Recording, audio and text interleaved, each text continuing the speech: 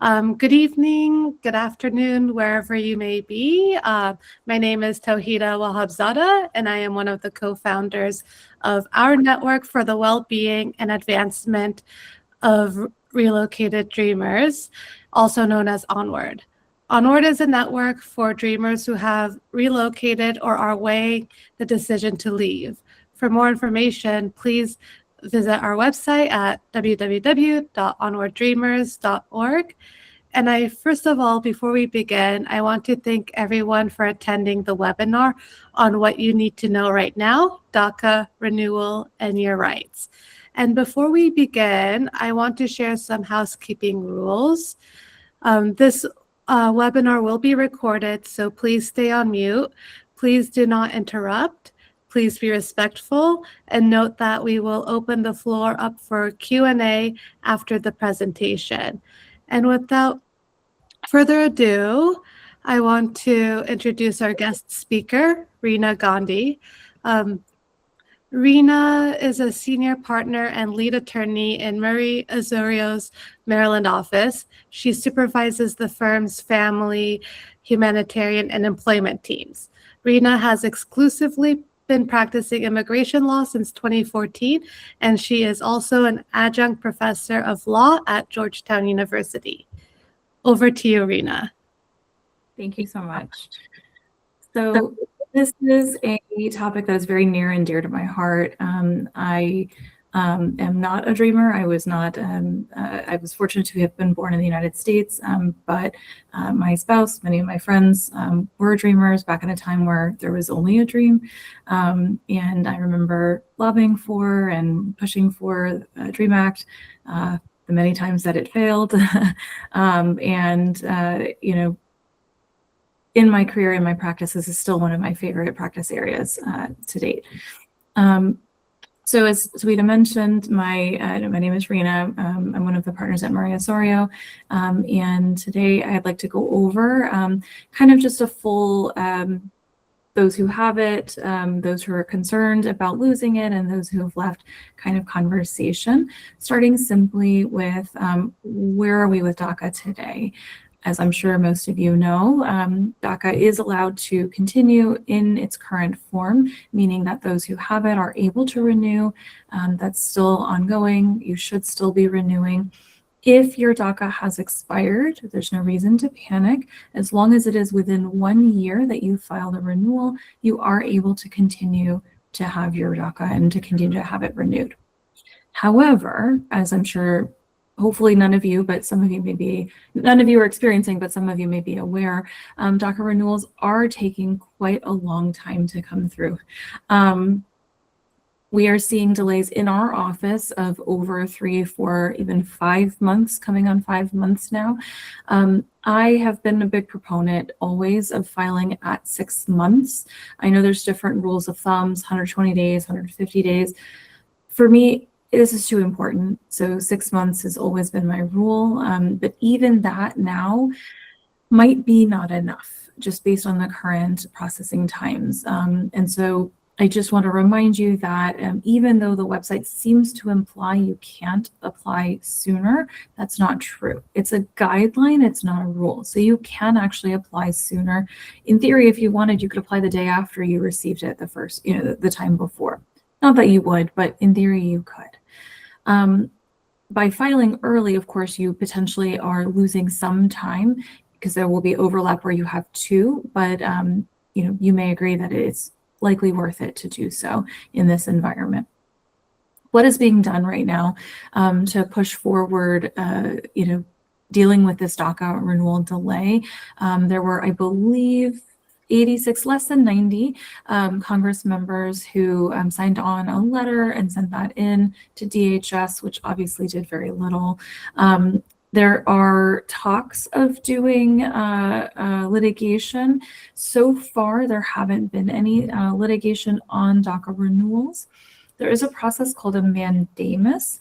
A mandamus is a type of lawsuit for unreasonable delay. And under our immigration kind of regulations, there is a section that says that USCIS must adjudicate petitions within 180 days, all petitions other than asylum. it applies to. But unreasonable is not 180 days. So realistically, we wouldn't be filing these mandamuses until we're getting maybe 9 months, maybe a year. If someone was willing to risk the lost money, I would be willing to try to file it at 6 months, but I don't know if a judge would agree that that's unreasonable given our current landscape. So that is an option for you if you are really struggling and you need to renew and it's been 6 months or more. You could potentially look into a mandamus. So mandamus is the word. And obviously this delay is causing pretty significant issues. People are losing their jobs, they're accruing unlawful presence. And, you know, I think a lot of people are wondering, well, where is this coming from? Because we were getting renewals in 3 weeks just a moment ago. Why is this happening now? And I think there's a number of excuses, but my personal conspiracy is it's purposeful. You know, we can't get rid of DACA through the courts, so we're just going to make it really, really hard. Right. But there's other, you know, people point to other things, for example, the different bans that we'll talk about that have happened, the different policies that have come out with USCIS. And I'll explain why I don't think that those necessarily apply to DACA. What other, sorry, let me look at my list. So other tips for current DACA folks, other than not waiting, I would also recommend filing online. So if you've always filed it, maybe you've done it through a nonprofit or a family friend has helped you out every year or every other year, and you've always done it by mail, I would recommend looking into filing online. I promise it's very easy. It's a tiny little bit cheaper. And we have found that on occasion, we still get the odd quicker adjudication for those online filings. But if you do decide to mail it in, of course, please make sure that you keep a clear copy of your filing so you have a record, and send it by trackable delivery so you can track and make sure it actually does get delivered. And then if you don't already, I do think it's a good idea to have a USCIS account if you have a current active case, if you're in the United States. A USCIS account will make it really easy for you to renew your DACA online, but also to change your address. So changing your address can be a pain, and they've removed some of the other methods by which you can file a change of address. For me, the online change of address process is way easier in your account than any other method. And finally, it's also good to have the online account, because if you do for some reason get a request for evidence, it's very easy to upload that answer through your online account. You don't have to worry about did it get delivered on time, or if you need to mail it out overnight, does it get delivered the next day, or does it get delayed? So the online account is a good thing for people with active cases, or who will have active cases. And please be sure that you are paying attention to your DACA expiration. If you do let it go beyond a year, you are no longer eligible to file. I mean, you could in theory file, but it would be treated as an initial, and we know that they're not adjudicating initials right now. A lapse in your DACA can have very significant consequences. Unlawful presence would mean that you could incur a 3 or 10-year bar on your ability to return if you are eligible for some form of out-of-country process. It could also mean that you either are unable to work because your employer is unable to keep you employed, or you may work without authorization, which could have its own consequences. And of course, you could be terminated from your job if your EAD is no longer valid. There is a question I often get where someone will call us and ask, do I have a permanent bar? So let me explain what that is and what the difference between the 3 and 10 year and the permanent bar is, just briefly. So the 3 and 10 year bar are where somebody has been out of status. So they've overstayed a visa, their DACA expired, they entered without inspection. From the age of 18 on, any amount of unlawful presence time counts, any amount of time out of status counts. There are exceptions where if you have a valid pending petition, for example, an asylum case, and you have not worked without authorization, that pauses having unlawful presence. Or if you did timely file for a renewal, an extension, adjustment, something, even if it gets denied, the amount of time until you got that decision shouldn't be counted against you. But generally, if you're out of status and don't have one of those exceptions, if you accrue more than 180 days but less than 1 year, you will incur a 3-year bar upon departure. And if you accrue more than 1 year, then you will incur a 10-year bar upon departure. A permanent bar is different. So a permanent bar is someone who either had a removal order and was removed and then returned without permission, so not with parole, not with a visa, would incur a permanent bar, or a person accrued, even if it was over different trips, accrued over 1 year of unlawful presence, so amount of time out of status without an exception, left and returned again without permission, without a visa, parole, something. Why that's relevant to many of our DACA folks is that from a young age, maybe you were brought in through the border, or your family came and you guys overstayed your visas.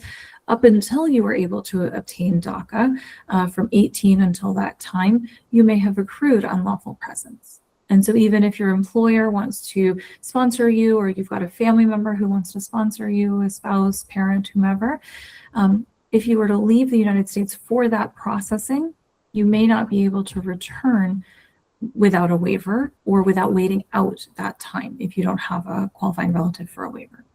And unfortunately, I have met folks who had DACA who did leave for their consular interview from their parent or whomever and then got stuck outside.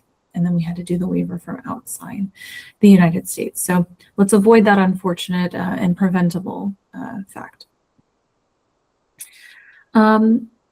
So thinking of contingency, how do I make sure that I am staying up and not accruing unlawful presence, losing my job, things like that? Obviously, paying attention to your DACA EAD. That's a date, or that's a card that you probably have on you often. Look at that date, keep track of it, calendar it, make a plan in advance. I recommended 6 months or more, but whatever's comfortable for you. And make sure you have the finances to actually file that renewal. Whether or not you use an attorney, make sure you have the finances to accommodate for that as well. And also have a conversation with your employer, especially if you have a good relationship with them. Maybe they can place you, they will have to terminate you under our employment laws, but maybe the agreement would be you can come back, don't worry. Once you get your EAD renewed, have a plan. And if that's not a possibility, have savings. I don't want to see anybody suffering during that time while they're still waiting for their EAD. Let's talk now about some of the different policies that folks are wondering if they affect DACA renewal applications. So there have been a number of different policy memos, largely relating to the travel ban in a very confusing way. And then there have been court cases on top of that. So let's kind of try to unpack that a little bit. So there were, and I'm just going to read this directly. So there was a policy memo from November 7th, 2025, December 2nd, 2025, January 1st, 2026, and then the most recent one a few weeks ago. The first three were related to the travel ban, and they, in different forms, said that there would be a pausing of adjudication of benefits granting applications for, and then it was different countries.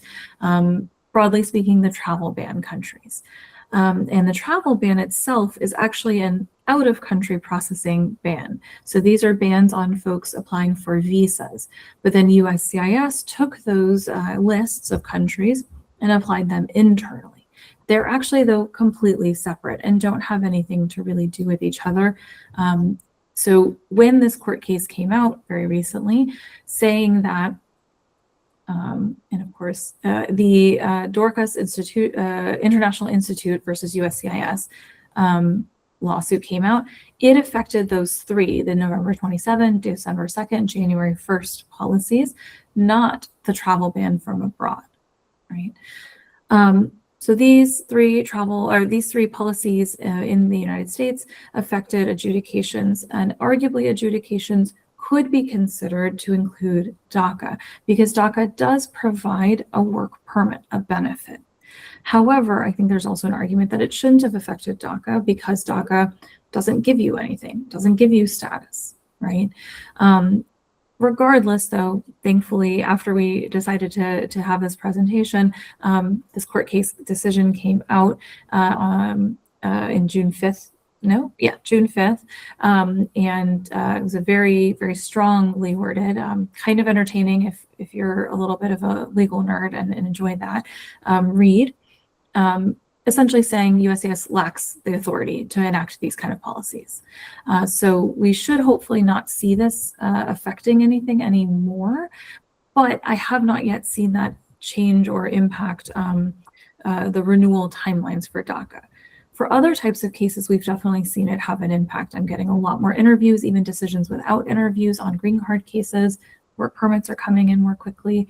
So cases that were seemingly on hold because of these policies perhaps are not on hold anymore after this court case. The other policy was for adjustment of status, which I will only briefly touch to make sure it's clear what the distinction is and why it doesn't affect DACA, but it may affect some of you who have other processes going. So there was a policy that came out, and I apologize I didn't write down the date, but it came out more recently. It was the most recent USCIS policy, and it affected adjustment of status, essentially saying we won't adjudicate adjustment of status unless it's an extreme circumstance. Because these folks should be consular processing. However, that of course is not how adjustment of status works, and it only affected adjustment of status. So I think there was a little bit of a misunderstanding that this policy, because it talks about discretion, would affect anything that had a discretionary element like DACA, and that's fortunately not true. This was focusing on 485 adjustments, and itself has been walked back. And we personally, at least where I practice, Maryland, Virginia area, have not seen the local office after a brief period implement it further. So good news there. I know on the list of things that we were going to talk about today, it included advanced parole. Wasn't sure exactly where to slip it in, so I'm just going to slip it in here. So advanced parole, as you may be aware, is a travel document. It is pre-permission to be able to depart and come back. And it is written into DACA that this is a thing that you can have. However, there are, of course, limitations. It has to be based on a humanitarian need, an educational need, or an employment-based need. Examples can be sick family members, close family members. I need to travel for a business meeting, a conference. I need to travel for study abroad, to present my dissertation, whatever the case may be. An emergency medical procedure, something like that. The way our office has been treating these is to actually focus on trying to find emergency advanced parole routes for DACA folks, because the actual advanced parole process and timeline takes so long. So we're currently seeing a timeline of over 12 months for DACA-based advanced parole without a request for expedite or without an emergency petition. So what this means is we have to sort of find a more heightened need to travel. And instead of focusing on employment and education, which is what we used to focus on, we now are focusing more on and encouraging folks to focus on humanitarian-based grounds, because those are, often something you can argue is urgent within the next 15 days, which is kind of the standard for an emergency. Why would you want to try to travel, especially in this environment? For people who do not have a lawful entry, who did not enter with parole or a visa prior, this could be a way and perhaps a a fleeting way to have a legal entry, to be able to adjust status through a U.S. citizen spouse, a U.S. citizen child over 21. It won't work for employment-based adjustments. Just as a brief aside, I know that there's been a little bit of confusion between TPS advanced parole and DACA advanced parole. So TPS advanced parole is meaningfully different. It is an admission. You have it for usually a year, and TPS is status, unlike DACA.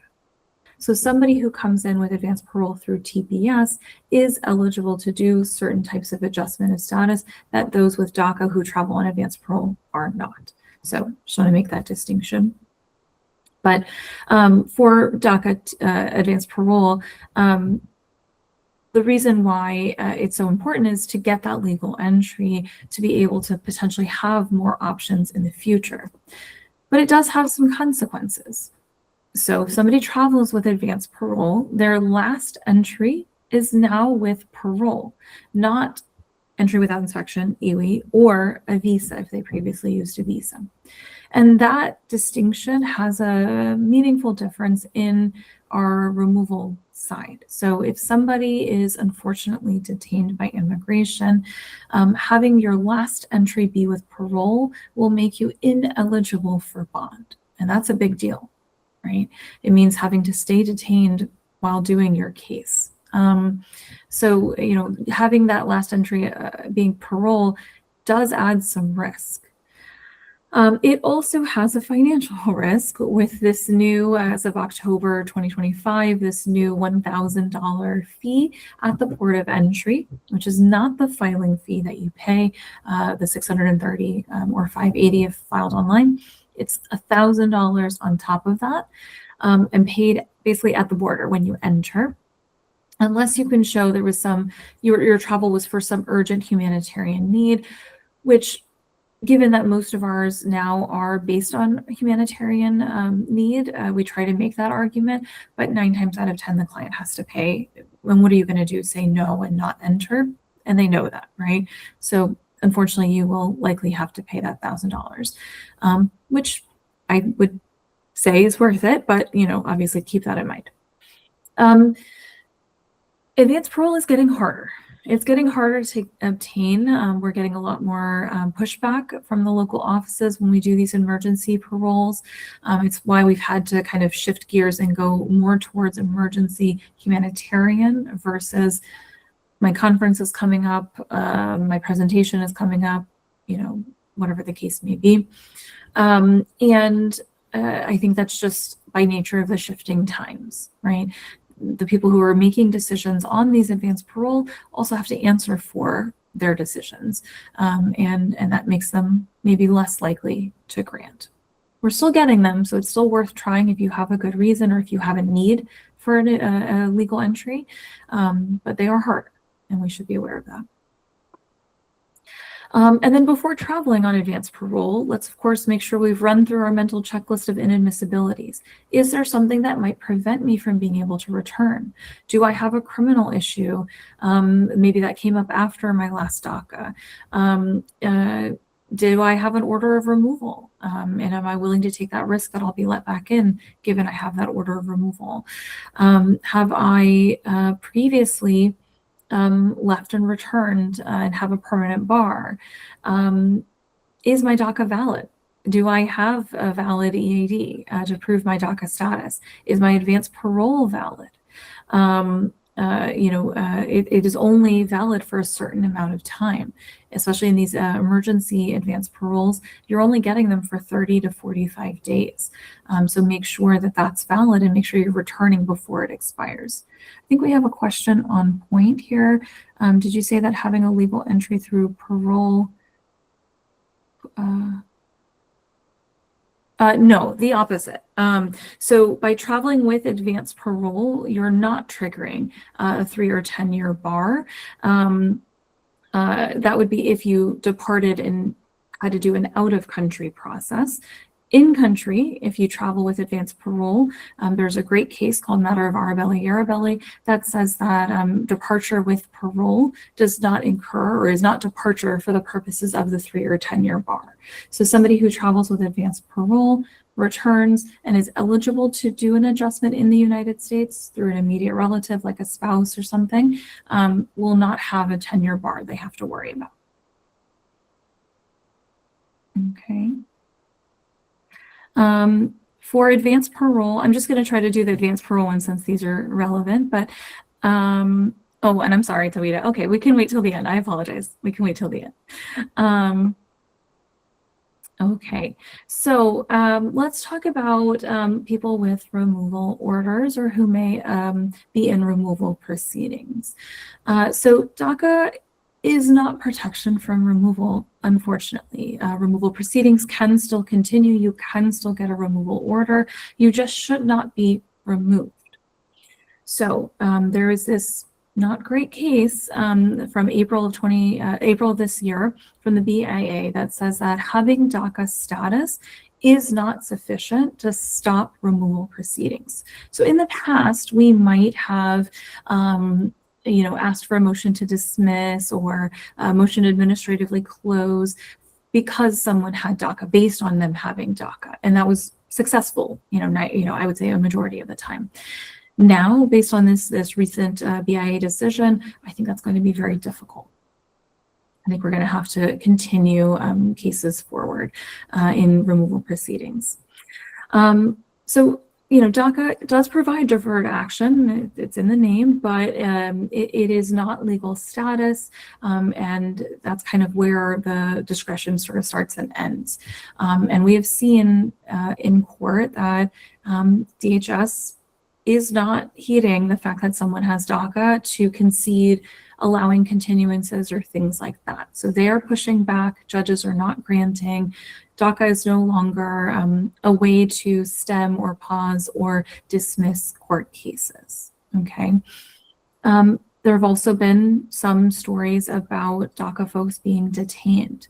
I will say from experience, it is not a person who has DACA can be detained in that deferred action is protection from removal, not necessarily protection from detention. Now, somebody who has deferred action through DACA or other means like a U visa, T visa shouldn't be detained, and it's very easy to get them out, but it doesn't necessarily stop ICE from enforcing, the fact or taking action against somebody because they are technically out of status, right? And DHS has confirmed this. It's been over 250, DACA recipients last year who were detained. They reported, and I can't remember the exact number, but it was nearly 100 of whom were removed. However, I do want to caution folks on, letting this scare you.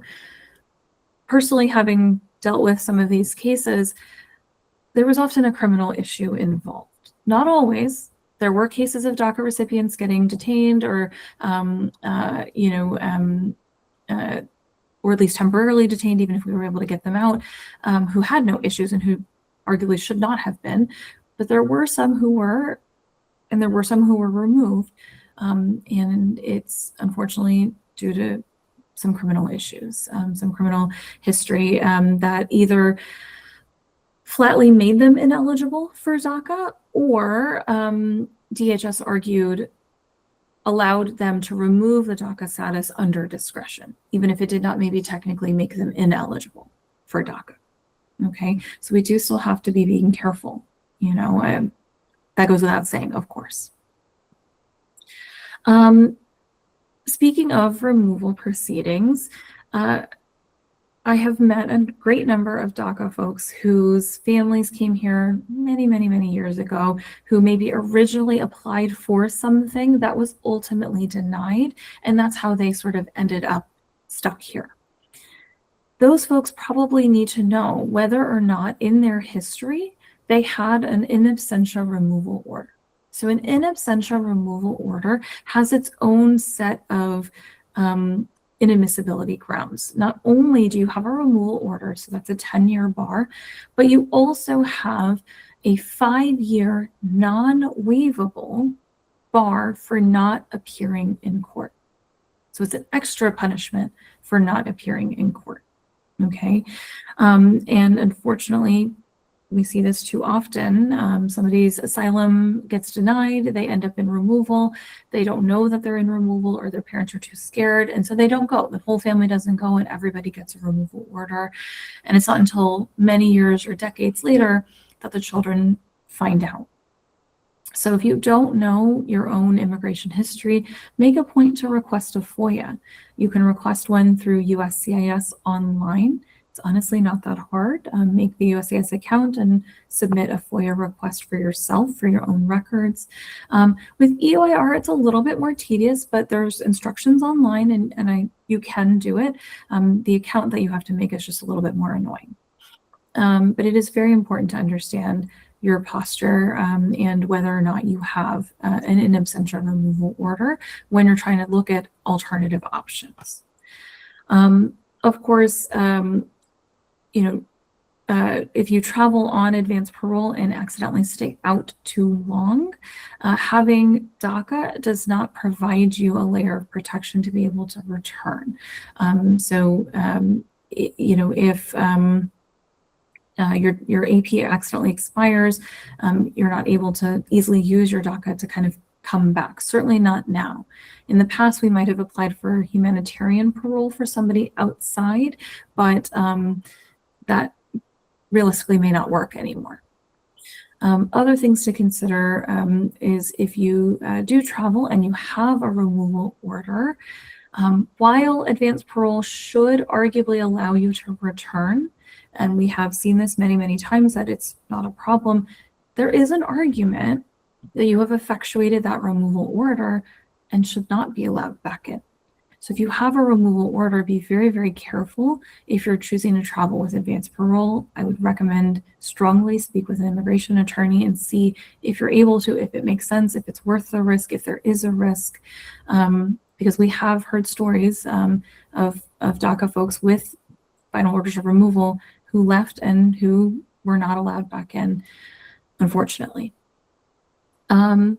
And let's see, what can you do if you do have a removal order? So if you do have a removal order, the broader kind of concepts of things you can do are you can reopen, you can ask to reconsider, and you can ask to, depending on if your case is at a higher court, remand, send it back.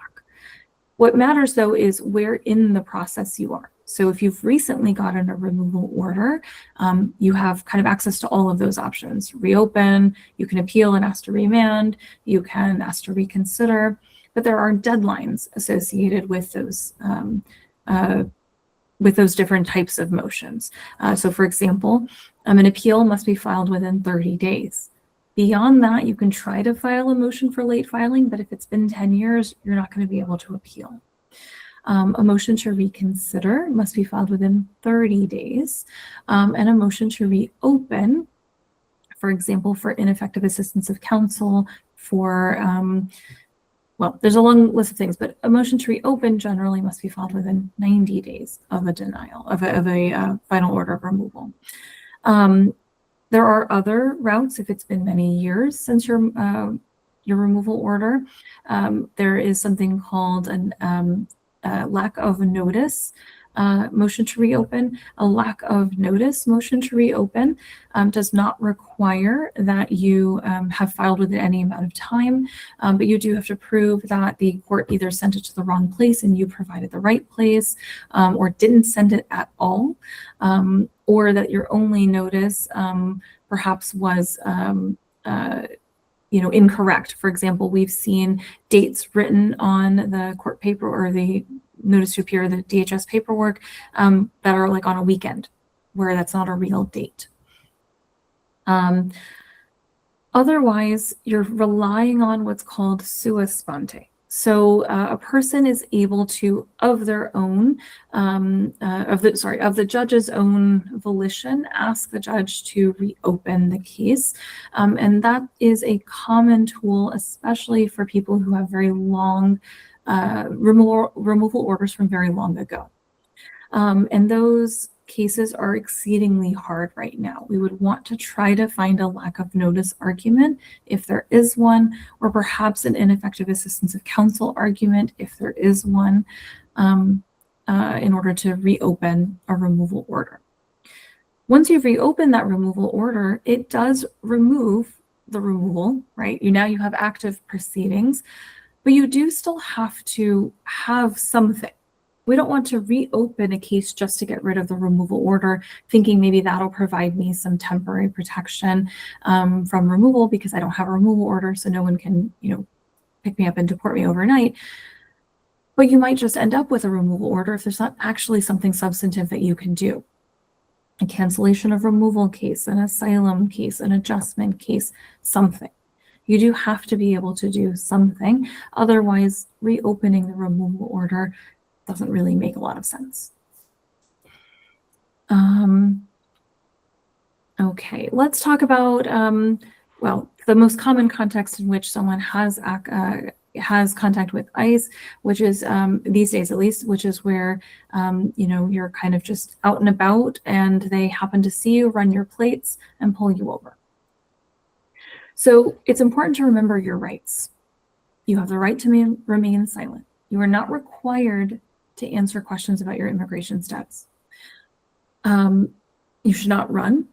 You should not provide false identity documents, false information, but you don't have to answer, okay? That is, of course, easier said than done, and I do recognize that. It is a lot easier to say, don't say anything. Say, I'd like to, speak with my lawyer. I'm declining to, answer your questions. It's a lot harder to do that in practice. Right. But it is your right. And it is one I hope, if something happens, you choose to exercise.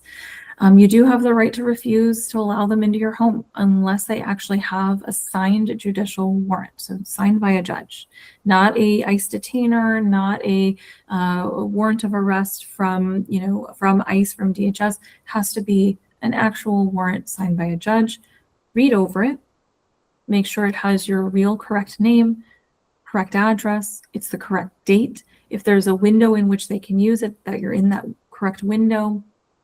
If they get the address wrong by a letter, a number, this is not the right address, no, we're not going to let you in.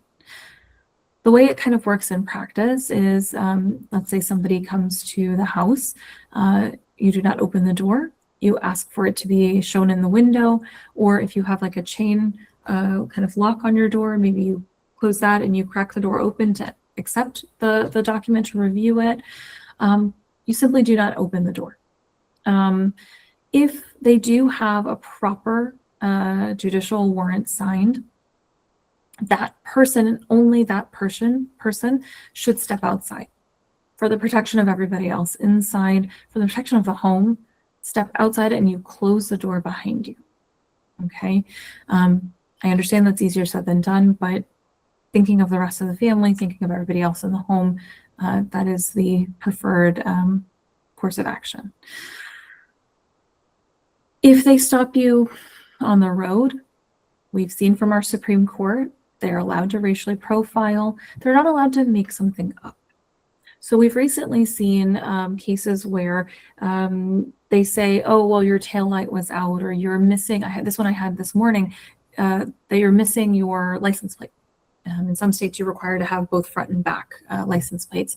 But the family has video of him leaving the home on their Ring camera, and it clearly shows both license plates. An attorney can try to do a motion to suppress, to cancel the court proceedings, but they do have the ability and would still pull you over and potentially detain a person. There are areas and there are times of day that are more risky, and we should acknowledge them and be thoughtful of them. Areas that have 287G agreements with local law enforcement, are obviously going to be more risky. You know, those are law enforcement agencies that are regularly running their like bookings, you know, jail bookings and traffic stop bookings for alien numbers, for any potential ICE enforcement. We have found just through volume of clients that clients tend to be detained in the early hours of the day, which are typical for laborers, right? So 4 to 6 a.m. seems to be a very high number of people being detained. And then sort of like 2 to 4 is another window where we seem to have a lot of folks detained. So just be thoughtful. Do you need to be out that early in the morning? If your job requires it, do you need to drive your car? Can you use a coworker's car? Can you use public transportation? Are there other ways in which you can get around and be safe? And then be paying attention to, you know, who you're around. There are a number of clients I have who were just detained by bad luck. They came to the house looking for a specific person and got them instead. They came to a job site looking for a specific person and just detained everybody. So paying attention to kind of who's around matters. And what are some practical kind of protocols to follow? Well, definitely always have your DACA EAD on you, right? Even though it does not itself provide you any status or protection, it does at least help to prove that you do have deferred action, and maybe that helps to deter some kind of enforcement. Make sure you have, you know, kind of an emergency plan. Who are you going to contact and have that number memorized? And what are they going to do? What's the attorney's number that they're going to call? Where are the documents that they need that they're going to access? Is there a pet that needs to be picked up? Is there a child that needs to be picked up and given to an aunt or somebody else? What are you going to do with your car, with your apartment, with your house? All these kind of thoughts of unfortunate thoughts of the future should be thought out and maybe written down and discussed with a trusted person whose phone number you know. Speaking with an attorney in advance, understanding what your case posture is and what the weaknesses and strengths are, and are you eligible for something?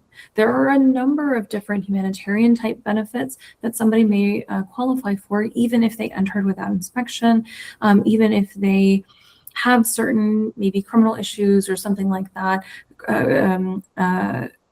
removal issues, U visas, T visas, VAWA. These are all things that, if you qualify, of course, could be beneficial, could help, and it's good to talk those through. And then also, you know, just keep in mind, you know, what's going on in the world and what's going on outside of this country. Are there routes and possibilities for you somewhere else? This is something that's really hard for me to talk about, and it's something that my husband and I thought about for him many years ago before DACA existed.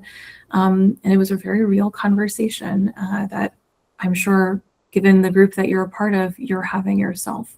And I think you have colleagues here who can speak to the freedom it could provide for all of you well-educated, well-skilled folks. So, you know, keep that in mind as an option. Not the first option. I don't want to see anybody go, but an option. And this group is a great one to think that through.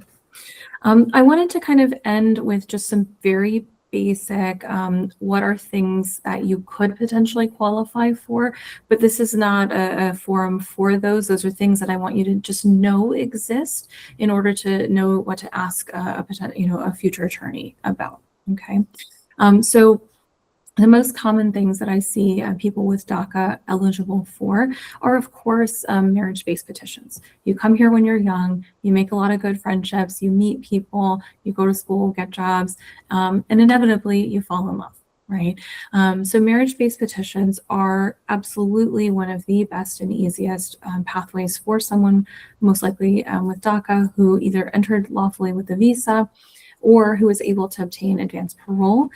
There is, though, still a route, even if you did not have that, and aren't able to travel with advanced parole. It does eventually require you to leave the country, but it would require a waiver, but it works. It works a lot. It works often. It's still working. So definitely an option to keep in mind. If you were in an abusive relationship or were abused, or the child of someone who's abused by a spouse for them, parent for you, VAWA, Violence Against Women's Act, which applies equally to men and women, is a great tool. It does not require you to leave, even if you did not have a lawful entry, and it's relatively forgiving. There's a kind of discretionary element, even if there are minor criminal issues. So if you were unfortunately the victim of something like that, maybe that's a route for you.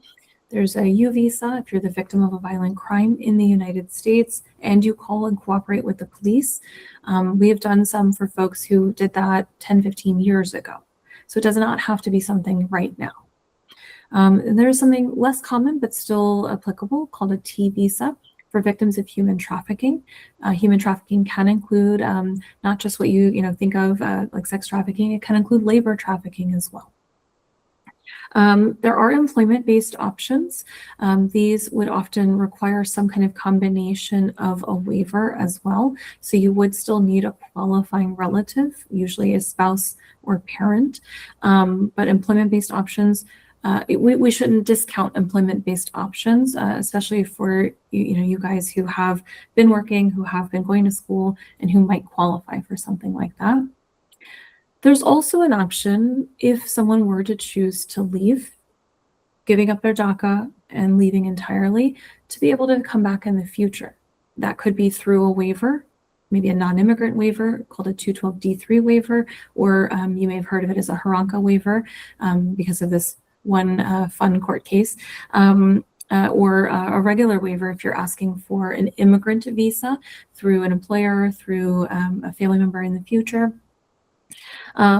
There's also a possibility, if you don't have unlawful presence, of doing a dual intent visa. So the fact that you were here and it's hard to show you lack immigrant intent would not matter. So an H, an L, something like that.